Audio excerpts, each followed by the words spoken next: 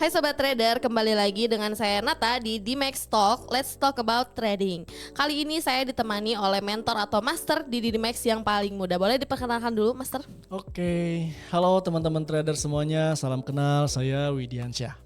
Oke, Master udah berapa lama di Dimex? Ya mungkin kurang lebih adalah sekitar 7 tahunan lah. 7 tahunnya luar biasa. Nah, kali ini boleh ya di-sharing-sharing infonya kepada Boleh. penonton di sana dengan beberapa pertanyaan dan sesuai temanya. Temanya Oke. kali ini itu analisis pair mata uang utama dan cross currency dalam forex. Oke. Oke, kita langsung aja ke pertanyaan pertama. Bagaimana Master mendefinisikan pair mata uang utama atau mayor pair dalam forex dan mengapa mereka dianggap penting dalam analisa forex? Oke, ini pertanyaan bagus dan mungkin masih mendasar ya, tapi tentunya ini sangat penting juga buat teman-teman yang masih awam tentunya.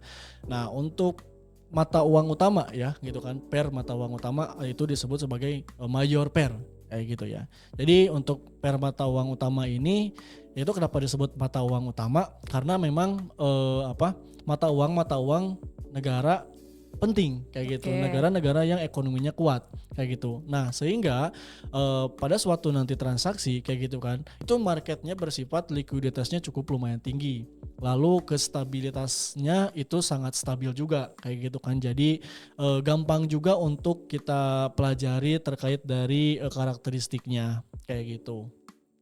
Oke. Selanjutnya ya, pertanyaan kedua.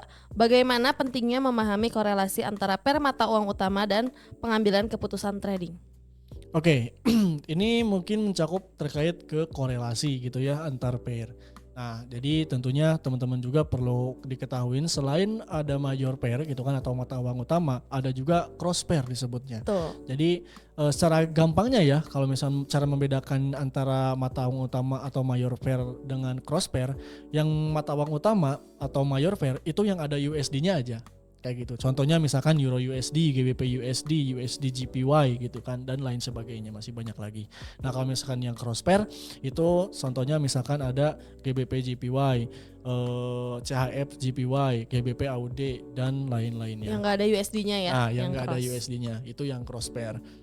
Nah, kalau misalnya kita berbicara tentang korelasi, tentunya korelasi pun ada dua gitu kan, ada dua. Yang pertama itu ada korelasi positif. Nah, yang dimaksud dengan korelasi positif yaitu korelasinya searah. Contohnya misalkan GBP USD dengan Euro USD. Nah, itu korelasi positif. Sehingga kalau misalkan GBP USD-nya naik, itu sebenarnya nggak otomatis juga ya, tapi bisa dikatakan ada peluang juga untuk Euro USD ikut naik juga. Jadi yang USD-nya di belakang gitu. Betul, searah kayak gitu. Nah, kalau misalkan korelasi negatif kayak gitu kan, yaitu sebaliknya, berkebalikan arah. Contoh misalkan ada Euro USD dengan USD GPY kayak gitu, atau yang biasanya yang paling lebih dikenal yaitu USD GPY dengan XAU USD kayak gitu. Kalau misalkan XAU USD-nya naik kayak gitu kan, USD GPY-nya itu berpotensi turun. Nah, itu korelasi negatif disebutnya. Oke, jadi itu bisa diambil sebagai satu keputusan untuk mengambil transaksi ya? Betul, untuk making decision kayak gitu. Oke, di pertanyaan ketiga. Apa aja alat analisis yang biasa digunakan untuk menganalisis pair mata uang utama dan bagaimana cara efektif menggunakannya? Tentunya banyak banget ya kalau misalkan berbicara cara menganalisisnya. Salah satunya yaitu mungkin ya kita bisa menggunakan market structure kayak gitu kan. Lalu kita bisa identifikasi dulu support resistennya. Itu mungkin untuk teknikalnya gitu ya. Nah, kalau misalkan untuk fundamentalnya, tentunya untuk mata uang utama atau major pair ini memang lebih sensitif terhadap news kayak gitu kan, atau berita atau data-data fundamental kayak gitu. Tapi tentunya data-data fundamentalnya itu gampang banget untuk kita peroleh kayak gitu kan. Jadi bisa kita identifikasi atau bisa kita analisis juga berdasarkan fundamental kayak gitu. Oke. Lumayan ya, jadi bisa Bapak Ibu dicatat di rumah buat belajar gitu untuk pemula. Betul. Gitu. Oke, selanjutnya pertanyaan keempat, apa yang menjadi peran sentimen pasar dalam pergerakan pair mata uang utama dan bagaimana cara mengukur sentimen tersebut?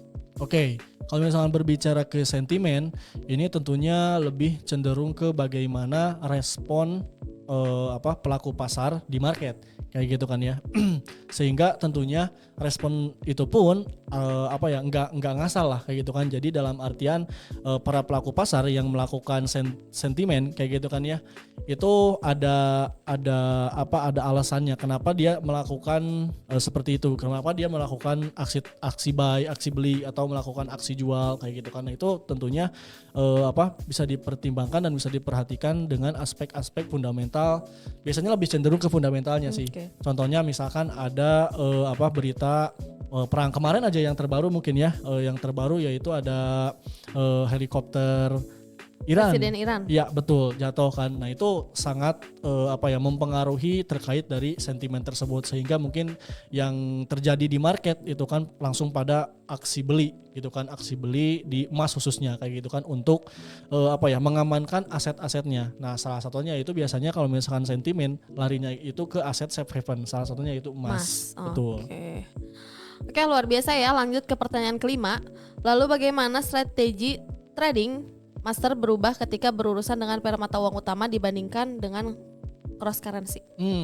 Oke, ini pertanyaan yang serius juga ya, kayak gitu kan, terkait dari strategi pergantian strategi gitu ya antara major pair dengan cross pair kayak gitu. Tentunya itu bisa kita bedakan ya, karena memang karakteristiknya itu juga beda kayak gitu. Jadi nggak semua strategi itu cocok kayak gitu kan dipakai di semua pair, enggak ya kayak gitu kan. Tentunya strategi itu punya istilahnya tuh punya kecocokannya masing-masing dengan tiap pair kayak gitu. Salah satu contohnya misalkan ya ada di sini yang biasa kita gunakan yaitu rules 3 candle kayak gitu kan.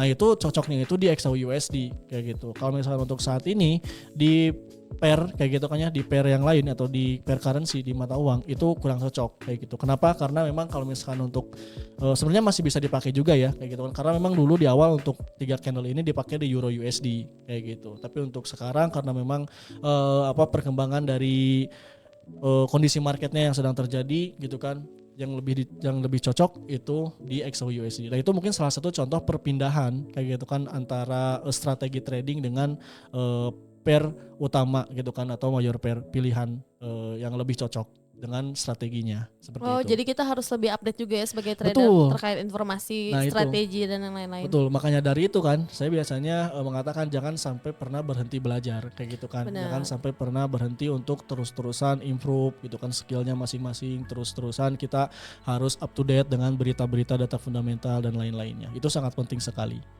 Oke, Master, ini di pertanyaan terakhir ya. Bagaimana Master mengelola resiko ketika melakukan trading dengan pair mata uang utama dan cross currency, dan strategi apa yang Master terapkan untuk meminimalisir kerugian? Oke, nah ini pertanyaan bagus juga ya. Tentunya tadi yang saya sebutkan bahwasanya major pair atau mata uang utama dengan cross pair itu sangat berbeda sekali karakteristiknya. Tadi yaitu major pair lebih stabil untuk pergerakannya, cenderung gampang kita prediksi kayak gitu kan. Nah kalau misalkan cross pair itu memang agak agak lebih random kayak gitu kan, agak lebih likuiditasnya mungkin lebih besar juga kayak gitu kan. Nah bahkan spreadnya pun itu beda kayak gitu, spreadnya pun beda. Terkadang kalau misalkan cross pair itu lebih besar ketimbang major pair. Kenapa? Karena kalau cross pair itu biasanya jarang ditransaksikan oleh trader-trader. Jadi kurang payu lah ya kalau bahasa Sundanya tuh kayak gitu. Nah untuk strategi tradingnya, kalau misalkan di mata uang utama gitu ya, major pair, itu stop lossnya mungkin bisa kita agak minimalisir kayak gitu kan, bisa pendek. Tapi kalau misalkan untuk di cross pair itu bisa lebih besar kayak gitu. Perbandingannya mungkin bisa 1:1 mungkinnya 1:30 mungkin lah. Contoh misalkan di major pair itu di 30 pip gitu kan. Tapi kalau misalkan di cross pair itu bisa di 50 pip sampai 70 pip kayak gitu. Nah itu mungkin manajemen resikonya yang membedakan antara mata uang utama dengan cross pair. Sehingga sebenarnya sih kalau misalkan saya ya biasanya mengajarkan ke teman-teman yang masih awam khususnya, itu saya sarankan jangan dulu ke cross pair kayak gitu. Lebih ke harus punya karakteristik dulu di major pair atau mata uang utama. Salah satunya itu di Euro USD kayak gitu. Oke. Jadi udah cukup jelas ya Master terkait major pair dan cross pair, udah dijelasin tadi juga. Dan semoga bermanfaat untuk Bapak Ibu di luar sana. Ada pesan atau jangan Master untuk para penonton? Ya, mungkin kalau misalkan dari saya terkait materi ini ya, itu penting juga ya, perlu kita ketahui juga terkait dari karakteristik tiap pair, lalu penerapannya. Pokoknya jangan lupa untuk terus selalu identifikasi terkait dari karakteristik tiap-tiap pair, karena itu berbeda-beda, memiliki resiko tersendiri kayak gitu kan, dan peluang keuntungan tersendiri juga. Gitu aja. Oke, luar biasa ya. Terima kasih banyak Master Widi. Kita ketemu lagi di acara selanjutnya. Semoga kita profit semua juga. Amin. Dengan penonton bisa sukses juga tradingnya. Amin. Oke. Sampai jumpa kembali. Mohon maaf apabila ada salah kata. Dan untuk yang mau belajar trading bisa langsung datang ke Cafe Trader DD Max di Jalan Garuda nomor 88 Bandung. Jangan lupa juga untuk di like, comment, dan di subscribe. Saya Nata. Saya Widiansyah. See you. Dadah.